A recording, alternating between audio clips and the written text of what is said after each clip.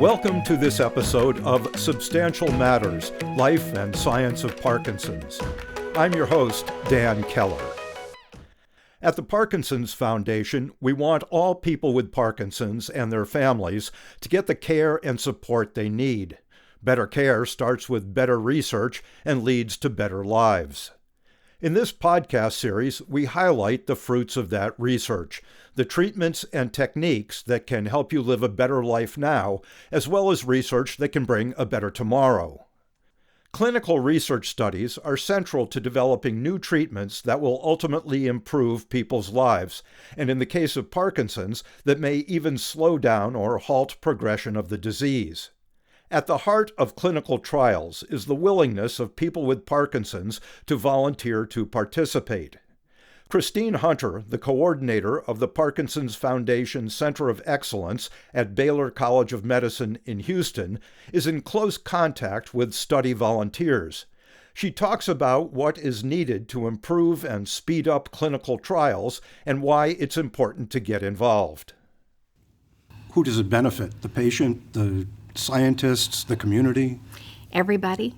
The more patients that we can involve in clinical trials, bring therapies to them much quicker. Part of the problem with clinical trials is the slow rate of recruitment into studies. So if we don't have people that are enrolled, it takes that much longer. So we want to bring new therapies, and some of them are very promising. Some may not be. Some we have to try it to see if it's going to work, and we have to have the data to do that. But it helps everyone, patients, the scientists, the centers, the community, because as our people are more aware, they're more involved, it's better for your health. What kind of feedback do you get from participants? They love it. At least at our center, I have repeat participants. So they finish one study and then they go into the next one, depending on whether they're allowed or not. The Parkinson's Foundation has a registry also that they can participate in. So that's an ongoing thing that doesn't require intervention, but they're helping with data and the future knowledge of how the disease progresses, how we serve our people with Parkinson's. You're at Baylor. That would bring up an idea of what kind of diversity do you get in studies, or is that lacking? I think it's lacking. It's lacking everywhere. You know, in San Francisco, they have trouble with diversity in studies, even though our cities are very diverse. We have one of the most ethnically diverse communities in Houston, but it's typically the same Caucasian participants, so we really do need minorities to step up. Things may be different for them, but we don't know that. And so until we have the opportunity to study with them and have them participate with us in studies, we don't know if there are ethnic differences, reactions to medications, all of those kinds of things that still have yet to be studied. Do you think there's barriers or just not enough outreach? I think there's barriers. I think partly an outsider coming into a community. I think it usually has to come from within the community and to build. And some communities are doing a great job at that. The Phoenix group has done a lot of outreach in the Hispanic community. They have done enormous work. And so I think there are some success stories. And so what we need to do is learn how to replicate those successes in other centers, in other communities. Do you, I would say, market, in a broad sense, participation in studies by telling people what has come out of patients participating in the past? Yes. We let them know whether they were on the active treatment or the placebo after a study's over. We give them copies of the papers. A lot of the studies we do with the Parkinson Study Group have webinars with the patients and participants to give them the data from the study, to let them know before it's broadly publicized. So there are lots of efforts to keep people involved and aware of what's happening. We go to our support groups, we go to different groups and let them know this study was positive, this is what you can expect, this is a new therapy that's just been approved. We have some other studies that are looking at similar things. As much information as people can have, then they can make an informed decision about what they want to do going forward. And I know sometimes the requirements for clinical trials are so narrow the inclusion-exclusion, people don't understand why we have such narrow inclusion-exclusion.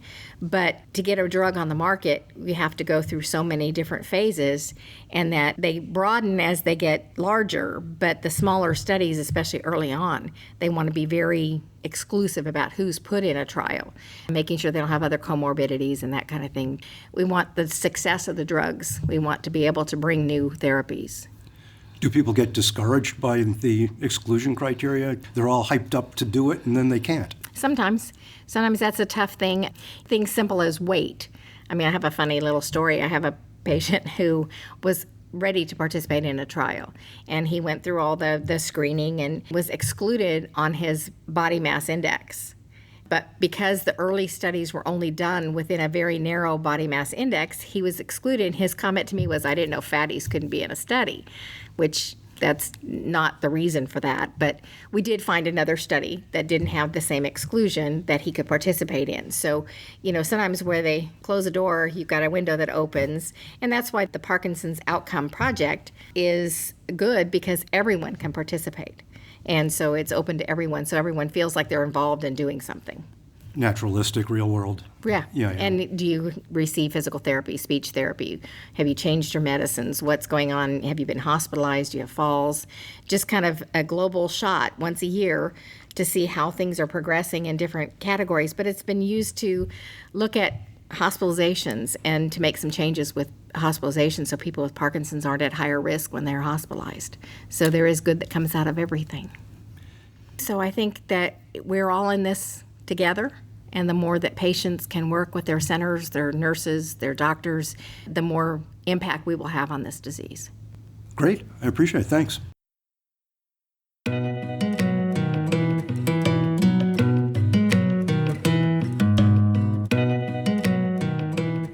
There are lots of factors to consider when you are thinking about participating in a clinical trial.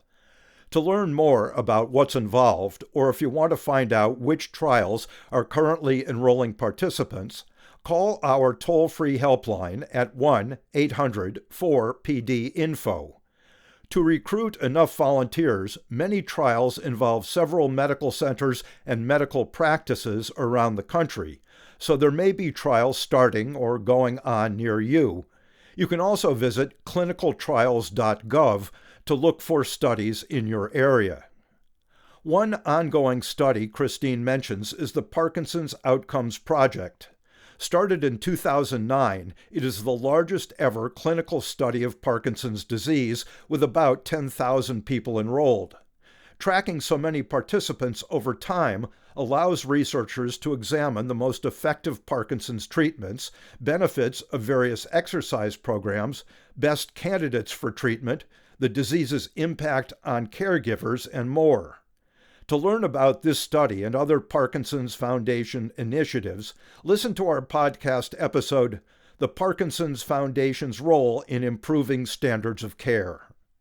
If you have any questions about the topics discussed today, or if you want to leave feedback on this podcast or any other subject, you can do it at parkinson.org/feedback. We'll respond to some questions in future episodes. At the Parkinson's Foundation, our mission is to help every person diagnosed with Parkinson's live the best possible life today. To that end, we'll be bringing you a new episode in this podcast series twice a month. We'll continue our focus on research and how people can volunteer in upcoming episodes. Till then, for more information and resources, visit parkinson.org or call our toll-free helpline at 1-800-4PD-INFO. That's 1-800-473-4636. Thank you for listening.